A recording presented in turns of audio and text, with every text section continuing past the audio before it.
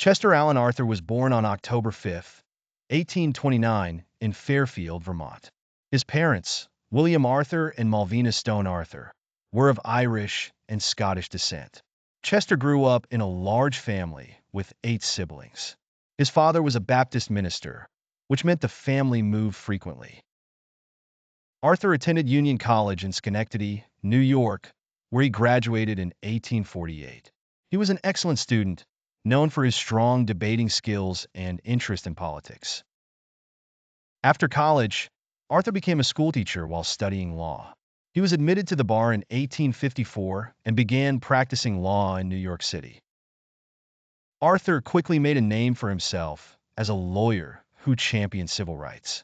One of his most notable cases was representing Elizabeth Jennings Graham, an African-American woman who had been denied a seat on a streetcar because of her race. Arthur won the case, leading to the desegregation of New York City's public transportation.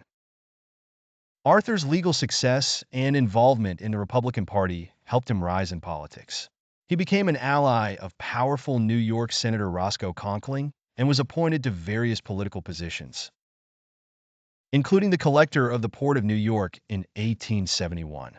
This position was highly influential and lucrative, allowing Arthur to build a strong political network. In 1880, Arthur was selected as the Republican vice presidential candidate alongside James A. Garfield. The ticket won, and Arthur became Vice President of the United States. However, their victory was soon overshadowed by tragedy. In July 1881, President Garfield was shot by an assassin and succumbed to his injuries in September, making Arthur the president. Chester A. Arthur assumed the presidency on September 20th, 1881.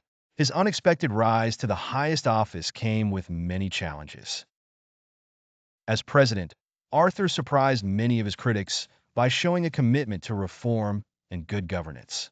One of Arthur's significant achievements was signing the Pendleton Civil Service Reform Act in 1883.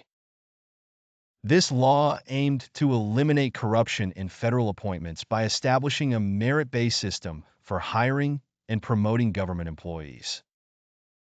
Arthur recognized the importance of a strong Navy for a growing nation. He initiated the modernization of the U.S. Navy, advocating for the construction of steel warships, which laid the foundation for America's naval power in the 20th century. During Arthur's presidency, the Chinese Exclusion Act of 1882 was passed, which severely restricted Chinese immigration. While this law reflected the racial prejudices of the time, it remains a controversial part of his legacy. Arthur did not seek re-election in 1884 due to health issues.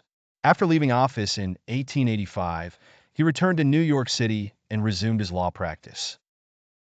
Unfortunately, his health continued to decline, and he passed away on November 18, 1886, from a kidney ailment known as Bright's disease.